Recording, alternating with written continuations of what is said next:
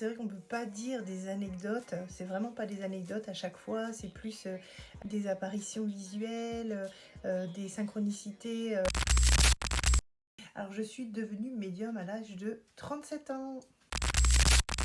À la base, je suis donc sur les réseaux sociaux depuis à peu près 7-8 ans, donc sous la chaîne Chrysalide Enjoy Makeup. Ça a été étape par étape, petite étape à la naissance donc de mon fils, où les choses ont commencé au niveau visuel. D'ailleurs, j'ai perdu toutes les énergies au niveau de l'équilibre de mes yeux. Il fallait peut-être faire une remise à niveau, je n'ai pas compris. Et ensuite, plus ça allait, plus les choses de la matière en fait se transformaient et prenaient du sens, prenaient des formes, prenaient des visages. Et il a fallu que je rentre dans un groupe un peu paranormal pour essayer justement de comprendre ce qui m'arrivait. J'ai eu la chance aussi, il y avait une chaîne qui était bien aussi sur le paranormal que j'ai suivi. À l'époque, j'avais une petite bijouterie donc sur les marchés. Et puis en fait, quand je rencontrais les gens sur les marchés, je leur parlais et en fait j'avais des flashs qui apparaissaient, mais pas des flashs pour moi, des flashs pour eux en fait. Et puis de fil en aiguille, les gens de temps en temps voyaient que j'arrivais à rentrer en fait dans leur passé. J'arrivais à voir des personnes décédées qui étaient autour d'eux et les messages étaient à l'exactitude de leur vie, donc ils se mettaient à pleurer. Du coup, c'était pas évident. En ce moment, je devais être sur mon stand et c'est vrai que j'étais plus sur la médiumnité. Alors, c'était pas facile de trouver l'équilibre, mais je voyais tellement les gens, ça les dégageait tellement. En plus, je faisais le magnétisme.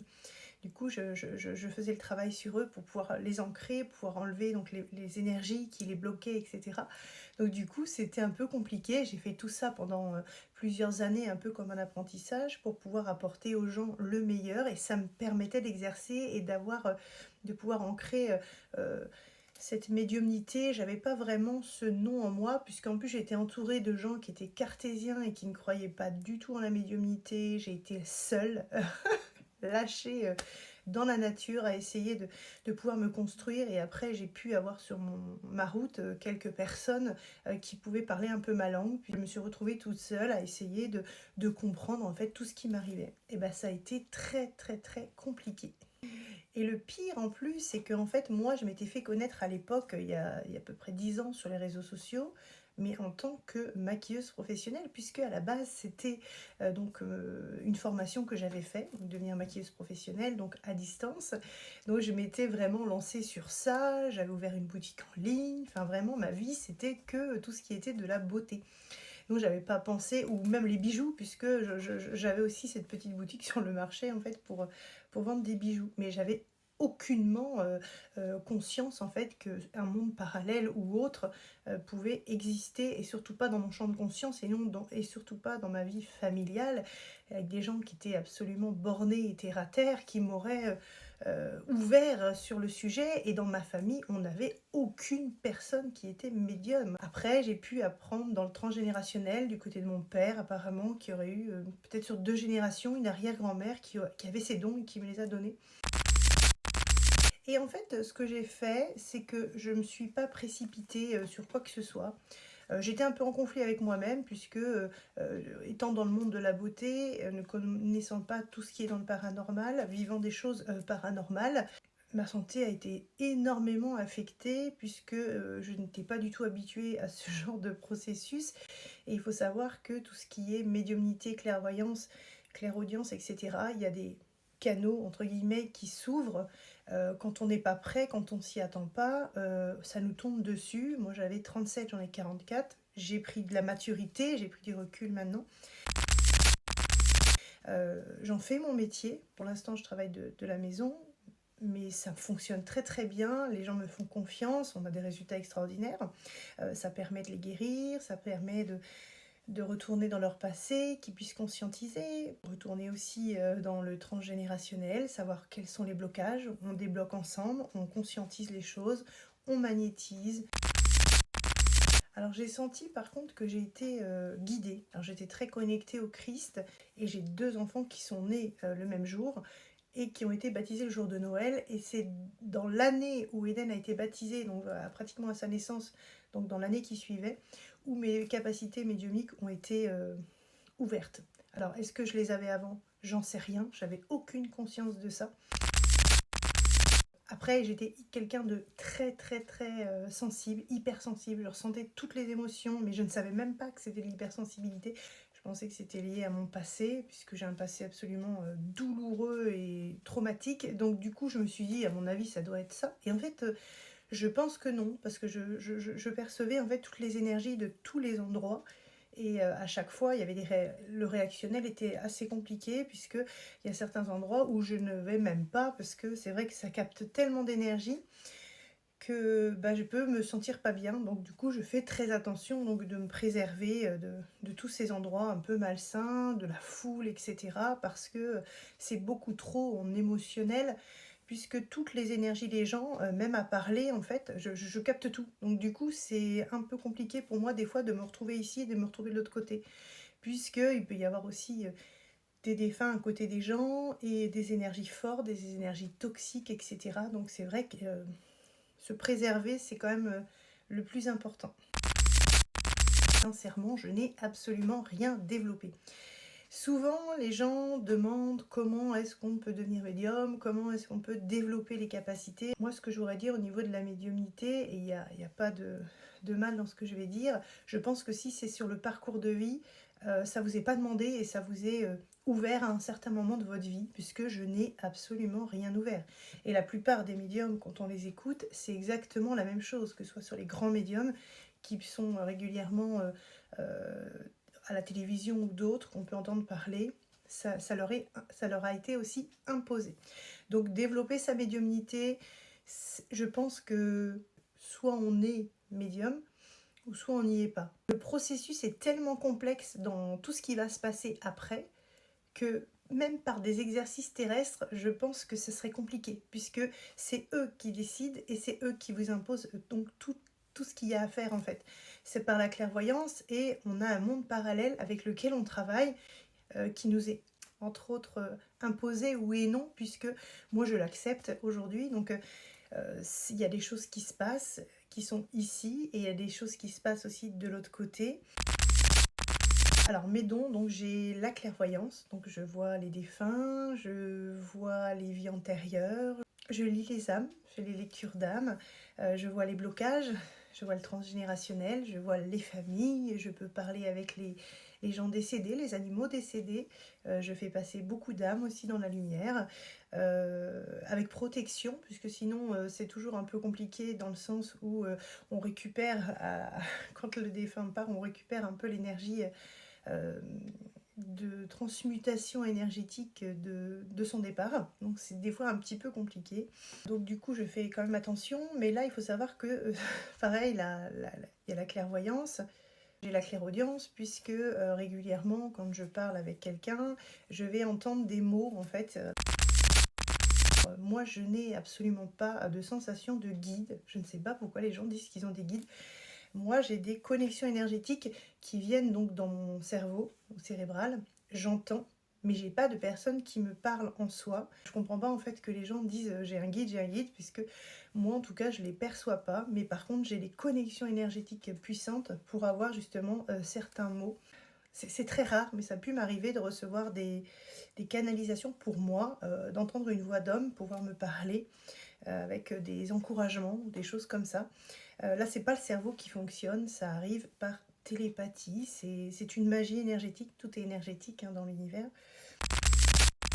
Alors, être médium, qu'est-ce que ça signifie? Bonne question. Alors au début, je pense que j'étais assez en colère, pas après moi-même, puisque j'ai toujours eu confiance en moi, je sais ce que je vaux, je sais ce que je vois, je suis quelqu'un de très saine, je ne bois pas, je ne fume pas, je suis quelqu'un d'assez droite dans ce que je fais, et très sincère avec moi-même, donc voilà. Là, j'étais au top. Mais par contre, c'est tout ce qui était de l'extérieur, des gens, sur certaines personnes que j'ai pu vraiment aimer. J'avais en fait une sorte de refus en fait de cette médiumnité, parce que certaines personnes que j'ai aimées de tout mon cœur n'acceptaient pas en fait tout ça. Je pouvais pas en parler. Dès que je disais quelque chose, j'avais l'impression d'être bête, d'être rejetée. Donc j'ai énormément souffert en me disant comment je vais me sortir de là. Bah non, je vais jamais m'en sortir. J'ai fait une thérapie aussi pour que je continue toujours, puisque je trouve que une thérapie qui m'a permis de pouvoir me centrer, de pouvoir aller mieux, et en plus une femme extraordinaire à laquelle maintenant je travaille, qui m'a fait confiance, puisque elle connaissait un petit peu la médiumnité. Donc c'est vrai que quand vous avez des capacités comme ça, et face au monde, où le monde n'est pas du tout ouvert en conscience là-dessus, je peux vous dire que quand vous vous retrouvez toute seule, waouh, c'est assez lourd, puisqu'il y a des moments où vous avez l'impression d'être là sans être là en fait. Donc il faut vraiment avoir un ancrage assez puissant, il faut avoir une âme assez forte pour pouvoir porter tout ça et garder la tête sur les épaules, puisque c'est quand même assez puissant de pouvoir rentrer dans la vie des gens, de pouvoir communiquer avec des défunts, même si moi je prends toujours ça à la légère, comme si c'était normal, comme si ça faisait partie de moi. Donc c'est vrai qu'aujourd'hui je l'accepte, mais à 2000%. Aujourd'hui, avec le temps et avec ma souffrance, parce que les gens autour de moi ont pu voir à quel degré ça devenait compliqué, je suis tombée très bas, j'ai eu des choses difficiles en plus qui me sont arrivées avec des gens qui étaient jaloux, qui m'ont vraiment mis le mauvais œil, qui m'ont mis des problèmes par jalousie, puisque parce que les gens, c'est compliqué pour eux quand on voit quelqu'un briller, quand on voit quelqu'un qui arrive, et dans la vie, on a toujours en fait des gens autour de nous qui nous apportent du mal. Et donc, ce que veut dire la médiumnité pour moi aujourd'hui, je pense que c'est un cadeau aujourd'hui.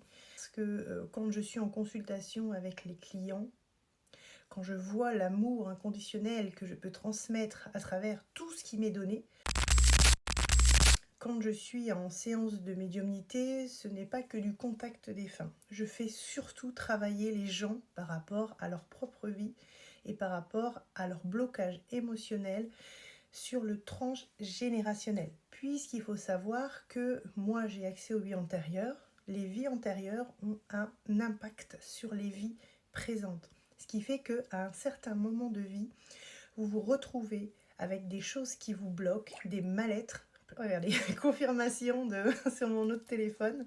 Vous vous retrouvez bloqué donc dans cette vie parce qu'il y a des choses qui n'ont pas été conscientisées et travaillées, acceptées et pardonnées dans la vie antérieure. Donc sur des schémas répétitifs, sur des blocages émotionnels, etc. Sur même, par exemple, des relations karmiques. Vous faites toujours le même cycle. Pourquoi est-ce que vous vous retrouvez toujours avec des hommes toxiques? Pourquoi est-ce que ça ne fonctionne pas? Quand je suis en consultation, il faut savoir que avant la consultation, moi j'aime bien demander aux clients.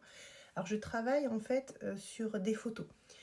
Alors je pourrais travailler en réel, mais pour le moment, j'ai pas encore mon cabinet. J'ai cette pièce-là qui est disponible, mais c'est un petit peu compliqué. Mais bon, peut-être qu'un jour, j'aurai mon propre endroit où je pourrai avoir mes propres consultations, et, puisque c'est le but à venir, évidemment, de d'aller dans cette voie, puisque c'est cadeau pour moi et parce que je vais aider beaucoup de gens et ça va leur permettre de pouvoir éclairer leur chemin. Les gens des fois ne savent pas où est-ce qu'ils vont, par exemple par rapport à leur travail, par rapport à plein de choses, ils sont pas en cohérence avec eux-mêmes, ils savent pas leur sexualité, tout ça, enfin ça va très très loin, hein, tout ce que je peux donner. Et ce qui fait que du coup, les gens en fait donc me donnent une photo, on appelle ça un portrait médiumnique parapsychologique transgénérationnel. Le portrait, votre photo, visage et corps. Je travaille en amont moi-même, toute seule, écriture automatique, c'est comme ça.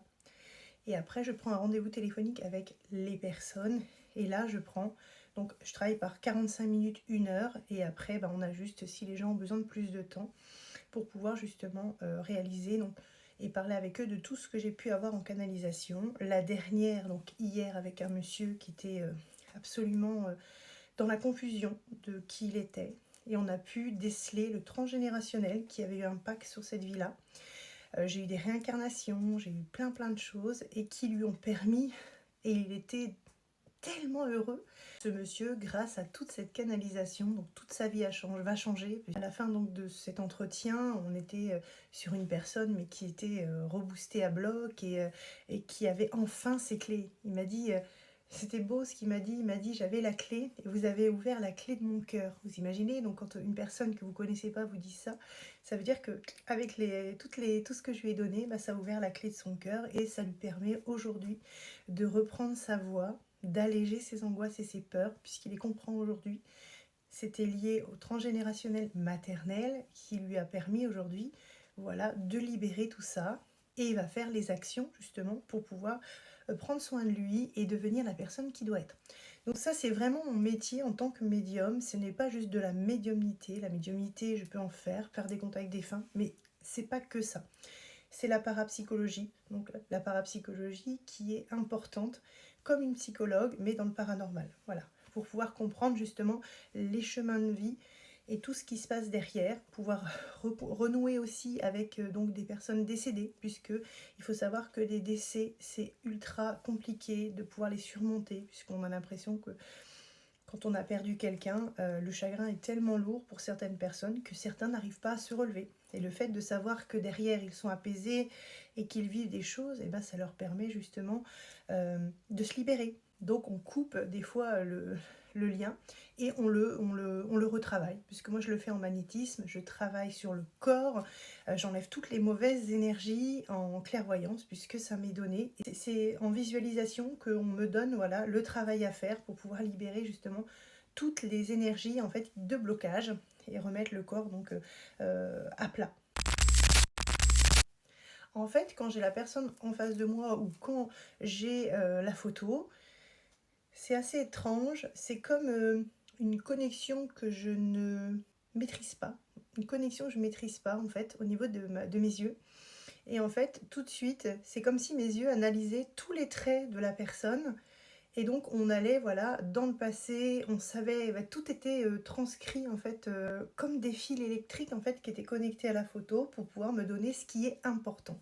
Voilà, il y a plein de choses dans votre vie, mais ce qui est important me sera donné en fait pour que vous puissiez vous l'avoir en conscientisation et pouvoir le travailler en fait.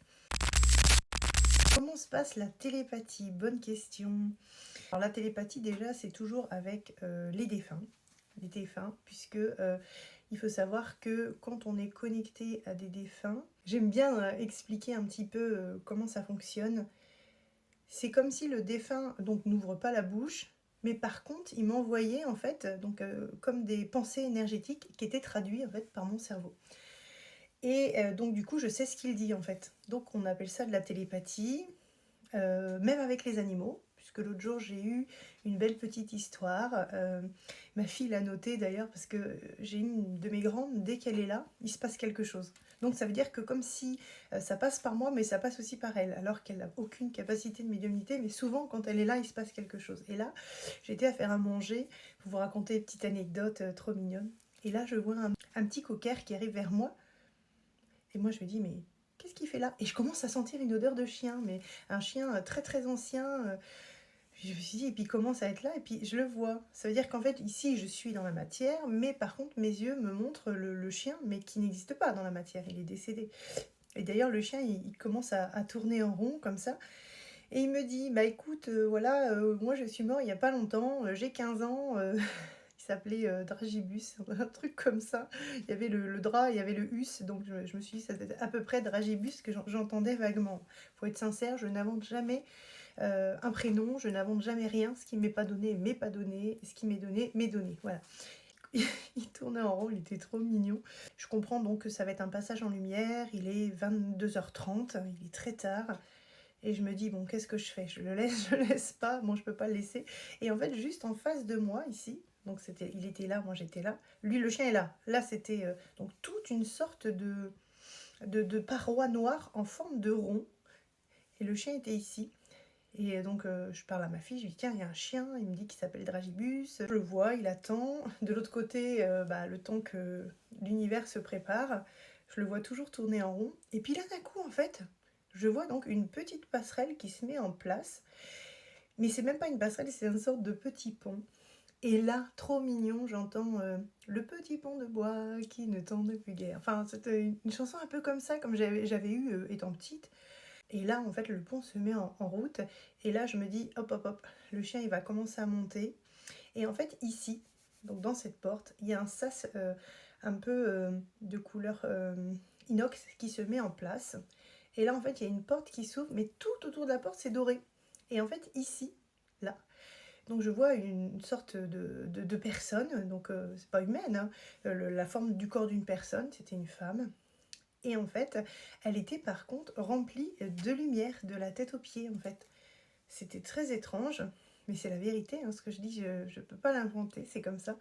Et elle était ici en fait, et là, tout le corps en fait était lumière. Donc quand elle bougeait, en fait, c'était que de la lumière, il n'y avait pas de visage, rien. Cet être de lumière qui est là pour venir récupérer le chien. Et ben en fait, c'est trop bizarre parce que quand elle bouge, il y a plein de lumière, en fait, c'est vraiment comme ça. Et puis elle m'envoie l'énergie, pas me dire merci, elle peut pas me parler en fait, mais je ressens en fait merci en tant que terrien d'avoir fait votre travail. C'est comme si c'était un contrat en fait. Je me suis dit, mais c'est trop bizarre. Et puis j'explique à ma fille, elle écrit tout en même temps. Et elle sait très bien que ce que je lui dis est absolument formel dans ma perception en tant que médium. Et donc du coup, je vois donc le petit chien, puis d'un coup, il y a un blanc, et d'un coup, je le vois directement dans ses bras, mais moi, j'ai pas vu la perception quand elle l'a pris dans ses bras, il était directement dans ses bras. C'est que le chien était, hop, il était arrivé ici, et puis à la seconde près, je vois le chien en fait dans ses bras, et entre-temps, le chien m'avait montré, voilà, de quoi il était décédé, en attendant que le pont se mette en place, de quoi il était décédé. Il a eu une petite seringue, et puis il est décédé comme ça, mais lui, il était tout en joie, il était bien, il a eu une belle vie, il m'a expliqué sa vie, il m'a montré ses maîtres, comment il avait été traité, tout ça. Enfin voilà, vraiment la vie. Et par contre, il y avait l'odeur du chien qui sentait, quand il y a des chiens qui ne sont pas lavés souvent, il y a une odeur forte en fait. Et bah là, il y avait la même odeur pendant longtemps. Quand elle a fermé la porte, ça a mis un petit temps en fait, parce qu'elle l'avait dans les bras. L'être de lumière avait le chien dans les bras, mais c'était un portage comme si on le mettait comme ça en fait. Enfin, il y avait tous ses pattes, tout son corps qui était replié contre l'être de lumière. Ils ont fermé la porte parce que moi j'ai pas accès, j'attends. Même si je voulais avancer, de toute façon c'est bloqué, énergétiquement on peut pas passer en fait. C'est assez étrange à expliquer. Et quand je vous dis qu'il faut avoir la tête sur les épaules, puisqu'on est entre deux mondes parallèles. Hein. Et en fait après, ici, donc tout a disparu, donc il n'y avait plus rien. Et de l'autre côté aussi. Et il a fallu attendre en fait que les choses donc se défassent. Et j'ai souvent ça quand je fais passer des êtres dans la lumière, cette sensation vraiment que l'être est parti. Ça veut dire que c'est vraiment terminé en fait. C'est vraiment parti, mais pour toujours en fait. Voilà. Et c'est là où il y a ce sentiment où j'ai envie de pleurer. C'est comme une énergie un peu d'abandon, mais plutôt de tristesse, d'abandon. Et en fait, qui m'est donné. Alors lui, c'était pas très fort parce qu'il était déjà en joie, donc ça allait. Mais il y a d'autres, c'est hyper dur. Donc du coup, ça donne vraiment cette sensation où on a envie de pleurer. Ça, c'est vraiment la télépathie avec laquelle je peux communiquer. Voilà. Par la photo, j'ai toutes les informations. C'est extraordinaire. Et puis, je peux voir s'il est apte à pouvoir parler. Parce qu'il y a des gens qui me demandent rapidement, après des décès, est-ce que tu vois où est-ce qu'il est? Et ça dépend, voilà, si le défunt est parti, par exemple, dans des conditions de vieillesse et qu'il a été, par exemple, euthanasié aussi, parce que ça arrive qu'ils mettent des produits pour les faire partir plus vite, et bien là, l'âme va avoir beaucoup de mal à monter en fait les paliers, puisque c'est ce que j'ai remarqué dans les décès, quand les décès partent avec des piqûres ou des produits qui sont assez forts et je dirais toxiques pour le corps humain, je trouve que l'âme en prend un coup et c'est beaucoup plus difficile, je trouve, pour l'âme de pouvoir se réinitialiser après des dosages comme ça. En fait. Le défunt met beaucoup plus de temps en fait à monter en fait. C'est pour ça que souvent dans les hôpitaux, les âmes ne peuvent pas partir puisque par rapport à tous ces médicaments, je pense, et c'est ce que j'ai pu percevoir, ça fait 2 fois que je le perçois sur une personne qui est décédée à l'hôpital avec des médicaments, des traitements assez lourds.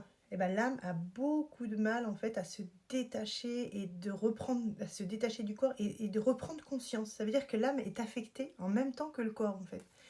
Et ça, c'est vrai que je pense qu'il n'y a pas grand monde qui en a encore conscience, mais c'est vrai que ça peut aussi être compliqué pour l'âme. C'est comme quelqu'un qui boit et qui essaye voilà, dans la matière d'être normal. Ben, il ne pourra pas parce que l'âme va être aussi affectée. Donc c'est vrai qu'il faut vraiment faire très très attention, prendre soin de vous, puisque l'âme et le corps, c'est un équilibre. Et pour pouvoir justement avoir tous ces ancrages et ce bien-être intérieur, il faut avoir donc cet équilibre sur l'alimentation, prendre soin de soi, enfin vraiment sur beaucoup de choses pour pouvoir justement déjà être moins en souffrance. Quand l'âme est beaucoup plus en osmose avec le corps, ça vous permet de mieux affronter la vie en fait. Qu'est-ce qui me distingue des autres médiums? Je dirais qu'en fait, on est tous des êtres uniques et les capacités que l'on va avoir sur Terre, développer ou qu'on va nous mettre en place, parce que pour moi ça a été mis en place, je pense que chaque personne a ses capacités avec son domaine à lui et ses propres développements personnels. On ne peut pas devenir médium par une personne. C'est dans le corps, c'est comme ça, on peut pas se former, on peut pas faire une formation. On peut apprendre, on peut apprendre euh, comment c'est la médiumnité, on peut apprendre sur la médiumnité, évidemment, il y a plein de textes, il y a plein de choses, mais l'avoir en soi, c'est autre chose. C'est pas. Moi, je sais que ça s'est développé tout seul. Je n'ai fait aucun travail sur moi, j'ai même pas lu un livre, j'ai même pas tiré une carte. Donc du coup, c'est vrai que c'est mais toujours un peu bizarre en fait de l'expliquer, mais je pense que la médiumnité, les capacités, chacun a des dons, on est tous médiums. On travaille selon nos ressentis, selon nos perceptions aussi. Par exemple, une fois, j'étais en procès parce que j'étais dans une maison insalubre et j'ai eu un procès d'1 an et demi pour pouvoir déménager puisque nous n'étions pas responsables dans cette maison-là des choses. Et pendant ce procès, un jour j'étais allongée, j'en pouvais plus parce que la propriétaire elle était acharnée sur notre dos, etc. Et là je vois apparaître en fait dans une de mes armoires, à l'époque c'était une porte en plastique qui s'ouvrait avec plein de cases. Et là en fait à travers la, la, la porte en plastique apparaît en fait un homme, mais interplanétaire en fait, son visage de la justice divine, mais tout transparent, la tête toute transparente, mais avec une précision, une beauté du visage que j'avais jamais vue. Du coup, il y en a tellement. Tout à l'heure, en fait, j'étais à faire mes courses. Euh, mais moi, je n'aime pas les magasins, donc je les fais pas, je les fais pas vraiment. Je préfère attendre parce qu'il y a tellement de monde. Et les espaces où il y a trop de monde, je ne supporte pas. Et donc, j'attends dans la voiture. Et là, je me retrouve, en fait... il y avait une voiture en face de moi. J'ai dit, j'avais Eden qui était derrière. J'ai dit, Eden, tu vois comme moi ou quoi? Il me dit, mais qu'est-ce que tu vois, maman? Et en fait, c'est bizarre en fait. Et en fait, il y avait une tête qui était momifiée. Ça paraît fou, hein. Il y a une tête qui était momifiée en fait, posée sur le rétroviseur d'une voiture. Et en fait, il avait utilisé le rétroviseur de la voiture pour pouvoir poser sa tête. Et puis il me regardait de profil. Mais je me suis dit, mais c'est pas possible, mais personne ne le voit. Personne ne le voyait avec moi. Et avec moi. Et là, je me suis dit, mais qu'est-ce que c'est que ce bazar? Et en fait, plus ça va, plus c'est vrai que je vois des têtes, je vois des gens, je me retrouve des fois dans des vies parallèles. Je peux aussi retourner, par exemple, si je prends une image d'un roi ou des ancêtres, etc. Je peux avoir en clairvoyance, en fait, donc tout leur parcours, comment ils étaient, et peut-être communiquer aussi avec eux. Ensuite aussi, des fois, quand je m'endors, la nuit, j'ai un peu d'angoisse, du stress. Je suis comme ça, j'ai toujours de l'angoisse et du stress, de toute façon, ça change pas. Et des fois, j'ai une petite divinité qui est là, juste à côté. Elle est au niveau de mes vêtements, elle se met là, et je la vois. Et puis je les remercie, en fait, parce que ils sont tout le temps là. Bon, on a le 22h22 qui est une belle synchronicité aussi, hein, voilà, donc je vous parle, il est 22h22, je le mettrai aussi, on parle pas souvent des synchronicités des chiffres aussi, qui ont toujours un message des anges gardiens, on va le dire comme ça. Après, c'est plus que pour moi une validation que vous êtes au bon endroit au bon moment, et donc c'est validé, voilà, par l'univers, la synchronicité de l'univers qui vous dit, voilà, vous êtes bien, vous êtes en accord avec vous-même, et ce que vous faites, voilà, c'est super. C'est vraiment ça les synchronicités, il ne faut pas non plus chercher trop à réfléchir puisque ça peut être après compliqué. Vraiment rester simple, authentique, prendre les choses aussi au niveau de la médiumnité, prendre les choses avec du recul. Alors moi qui suis assez rêveuse, c'est vrai que du coup vivre avec un monde parallèle, je trouve ça assez rigolo aussi. Il y a des moments où les énergies sont beaucoup lourdes et c'est vrai qu'au niveau des yeux, des fois j'ai l'impression que j'ai du mal à respirer tellement l'énergie en fait elle prend au niveau de la clairvoyance. Il y a un peu cet effet d'étouffement aussi des fois qui n'est pas toujours évident à gérer.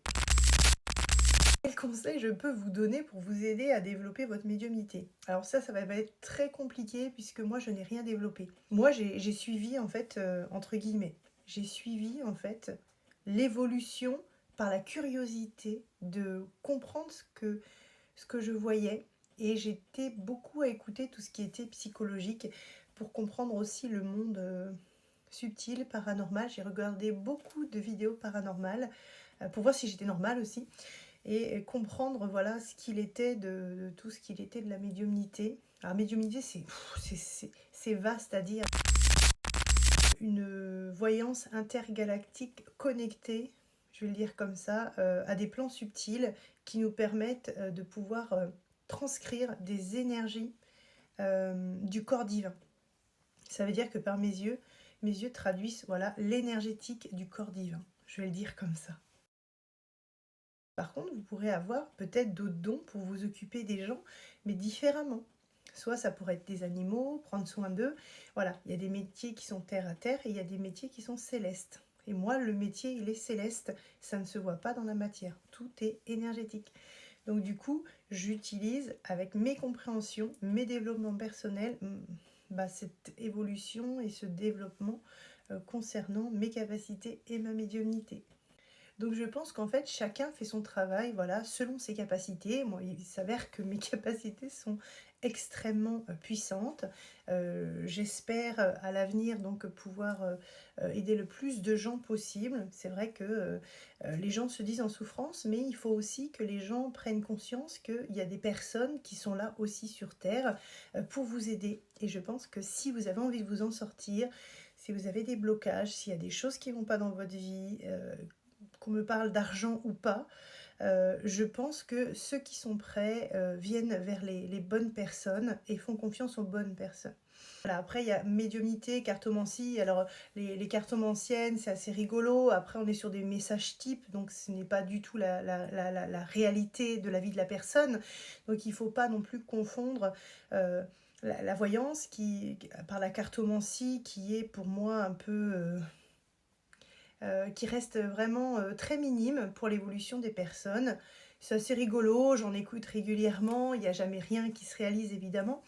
Mais pour moi, le travail d'une médium, c'est d'aller voilà, dans les profondeurs des âmes et d'aller travailler à l'intérieur de ces âmes.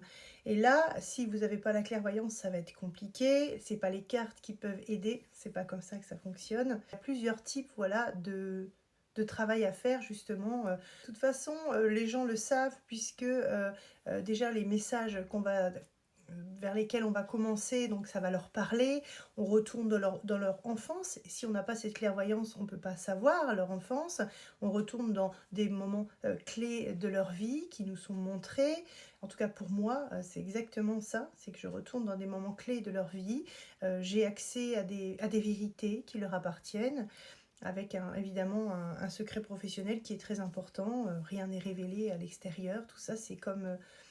c'est privé, donc on scelle. Moi une fois que j'ai fini les canalisations ou autres, c'est vrai que je scelle avec quelque chose, chaque canalisation, je les garde pour le moment, et puis peut-être qu'un jour je pourrais leur refaire un bouquin avec une lecture d'âme, avec des choses. Pour l'instant c'est pas encore en action, il y a plein de choses à mettre en place. La médiumnité c'est ça, c'est les contacts défunts, parler avec les défunts. Il faut savoir, quand je fais des lectures d'âme, quand je fais un travail avec les gens, on a accès à des personnes qui viennent décéder, qui veulent parler avec les personnes avec qui je travaille. Voilà, il y a plein de choses qui se passent en fait pendant les canalisations, c'est assez magique et je sais que les gens sont extrêmement heureux après tout ça, ça leur permet de se libérer. Donc c'est vrai que souvent les gens, je les entends, bah oui, je suis pas bien dans ma vie, etc. Mais si vous mettez pas un petit peu de vous-même, soit me dire oui, mais moi j'ai des problèmes d'argent, etc. Vous avez peut-être des problèmes d'argent, mais si vous ne vous guérissez pas, vous n'aurez pas d'évolution. Si vous prenez conscience des choses et si vous mettez les choses en place, même si c'est financier, il faut savoir que si vous mettez toutes les choses en place pour pouvoir guérir, et c'est vrai qu'après voilà, il y a un coût, c'est tout à fait normal puisqu'il y a un travail qui est assez fort derrière. Mais tout ça en fait ça vous permet justement de vous libérer, et ce qui est beau aussi dans tout ça, c'est que tout ce que vous allez libérer dans cette vie là aura un impact aussi sur la vie future, donc de tout ce qui est de vos enfants, arrière-petits-enfants, etc. Donc tout ce travail fait dans cette vie-là permettra de nettoyer le transgénérationnel qui est très très important pour éviter justement de stagner, de tourner en rond, de refaire les mêmes schémas répétitifs dans d'autres vies pour vos enfants. Et ça, si vous avez conscience de nettoyer le transgénérationnel, vous ferez un cadeau justement à votre lignée familiale, donc sur le futur.